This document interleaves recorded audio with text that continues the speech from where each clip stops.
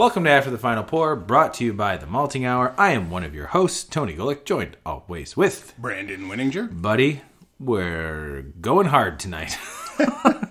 We just finished drinking some fun beers, and now we're moving on to another fun beer, I hope.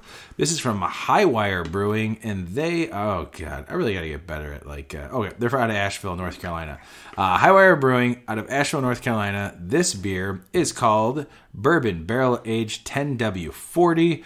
It is 9.5% alcohol by volume. Really? An imperial dark ale brewed with chocolate, coffee, vanilla, and lactose, aged in bullet bourbon barrels. Okay. There we go. So that makes sense now. While we poured it, we were like, oh, that looks like Coca-Cola. It's a dark ale. It's not even a stout. I thought this was a stout. Ooh. The 10W40 was misleading. Yeah, I was expecting super thick. I still got some residue from my last. I should have rinsed this after the episode we just did. Smelling nice. Smells not very strong. Nice white, creamy, foamy head on it when we poured it, and as I swirl it around. Now it's kind of tan-ish beige, like a Guinness head almost, a little darker. Hey. Ooh. We probably should let this warm up a little bit. We just pulled it out of the beer fridge. Yeah. This is... It's nice. Ooh, yeah. This is reminiscent of... I forget the brewery's name, but that it's now been talked about maybe twice on this. That barrel-aged black lager we had at Beer Under Glass, and then I talked about it on the Dry Hop 9th anniversary episode because we had the non-barrel-aged version of it.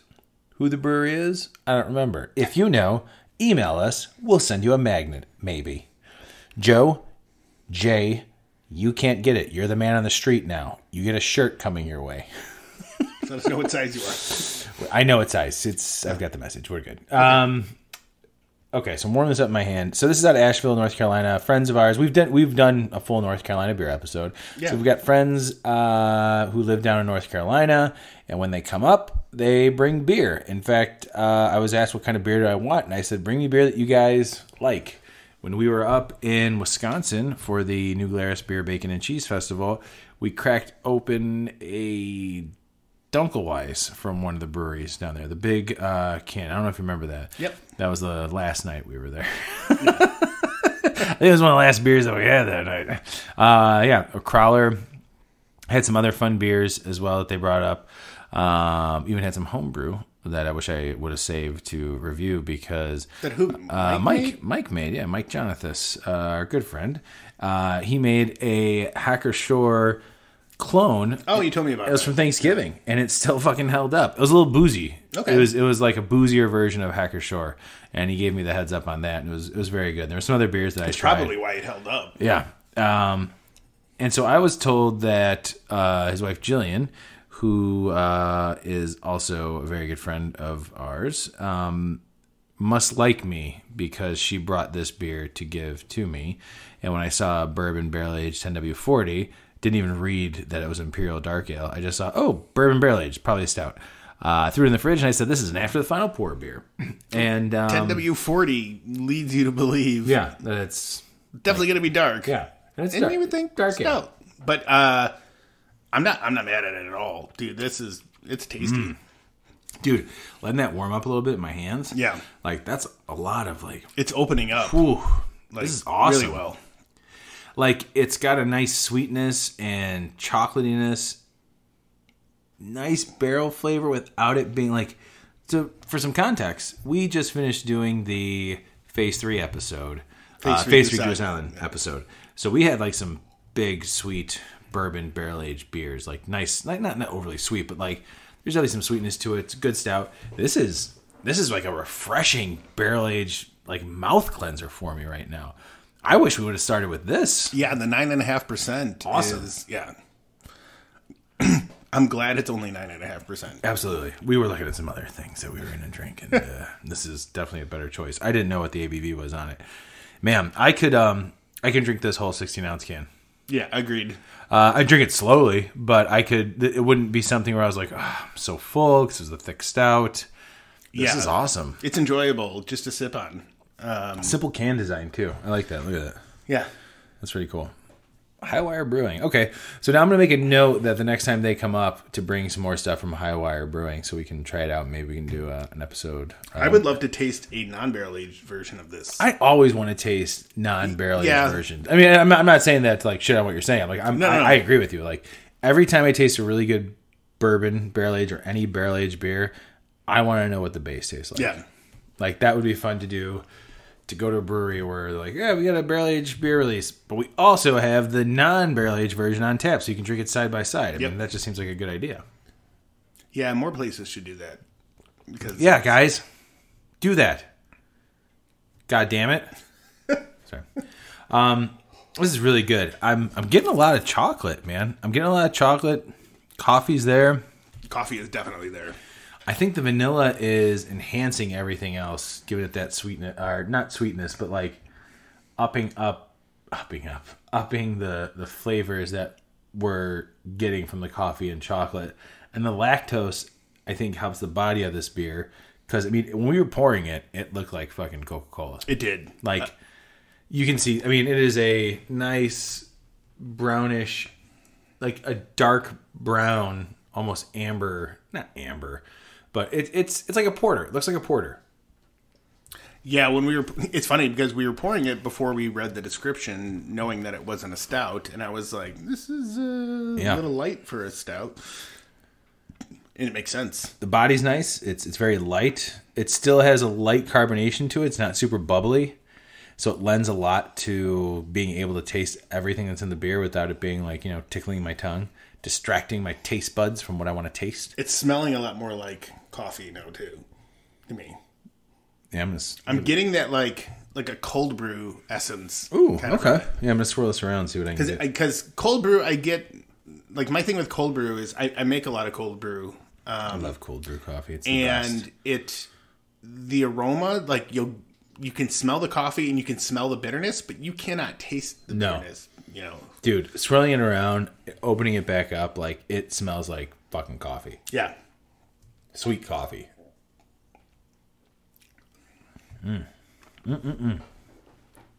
This is really good. If someone was walking down the street and they're like, "Hey, Brandon, what do you think about that Hi-Wire Bourbon Barrel Aged 10W40?" What would you say? I would say it's a fantastic fucking beer, and if I was going to rate it, I'd give it a 4.5. And I'm giving it a 4.5 because of how well they did the style. This black lager that's barrel aged. It's not. No, it's a dark ale. Yeah, dark ale that's barrel aged. Everything I think works really well in this together to make a fantastic beer that for 9.5% is easy to sip on without feeling super full. It's not going to be a heavy drinking beer. The mouthfeel is nice and light and creamy, almost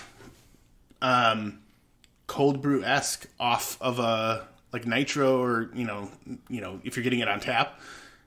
It's got that light carbonation that you get from a cold brew, and it permeates throughout this entire thing. The coffee subtleness, the roastiness is coming through. Those sweet characters, like you said, the vanilla is kind of enhancing and rounding everything out, just making it super enjoyable.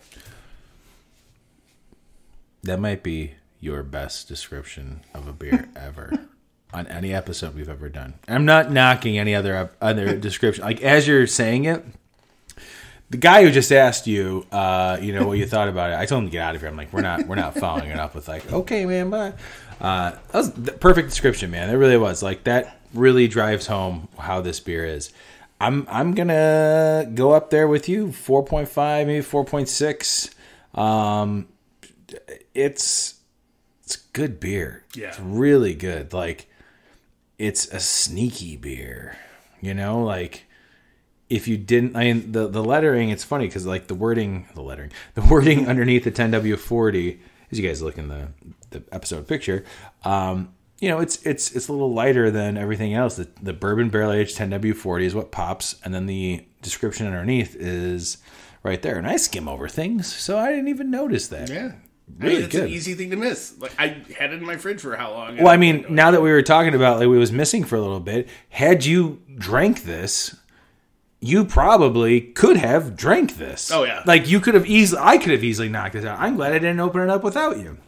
Because I would have just drank this and been like, holy shit, I wish we had another for an episode. No, but I just remember I was talking, I'm like, 10W40? I did not drink that. Mike, Gillian, mainly Gillian. Sorry, Mike. Gillian, thank you for bestowing this Hi-Wire Brewing 10W40 barrel-aged dark ale on us. I would like more of this, so I am going to reach out to them, and when this gets released again, we'll see if we can get some more. Just to drink, not even have on a fucking episode. But. Are they in Asheville or not far from Mike Asheville? and Gillian? I don't remember. I've been down there. They're not too far. I do know that. But yeah, I don't remember exactly where they're at. Tell Becca we got to go visit her uncles. Nice. There you go. I mean, North Carolina does some really good beer. I mean, fucking Sierra Nevada's down there now, and Oscar Blues is also down there. Really? Yeah, buddy. I didn't know that. I knew Sierra Nevada was. There's another one too. Well, Sierra Nevada is in North Carolina, not Asheville, Not so to speak. The same thing with Sierra Nevada. I'm not sure where in North Carolina they are, but that's the one Sierra Nevada facility I've been to, which was so awesome. Yeah, and all the times I've been to San Francisco and like the Bay Area, never been to Sierra Nevada. Speaking of which, when's the next time you have to go to California? Nobody knows. God damn it! We need some Pliny the Elder. We have not had a Pliny the Elder on this show. We haven't? No. Oh, I can get that. Mm-hmm. I can make that happen, I think. Hey, our buddy Joe from Dry Hop. Did he bring any home? He might have. But that was his first time. He just was up in the Pacific Northwest. Yeah, wasn't he in Washington, did he say? Yeah, it was his first time he got to try fucking Pliny the Elder. And I was so happy for him, man. That's so cool. So, I remember my first time. Have we done... I don't. But... Have we done any Russian River?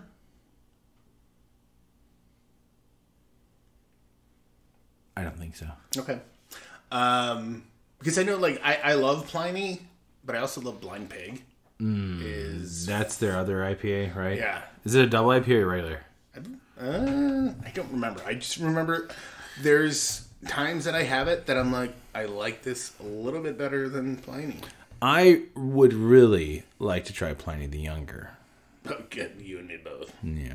You and me both. Hey, by the way, if anybody knows anybody at the Great American Beer Fest, just let them know that we...